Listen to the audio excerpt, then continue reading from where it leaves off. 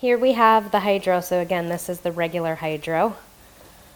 This is the max hydro. You can see side by side the difference specifically in this oven and the door width here.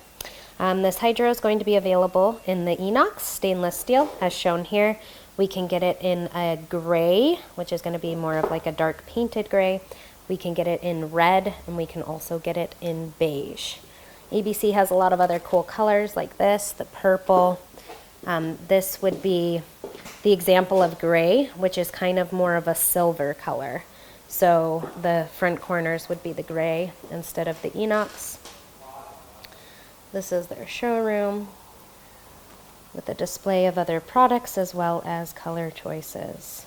This is going to be the ceramic glass. It really does give it a nice, clean, contemporary feel versus just the painted black finish.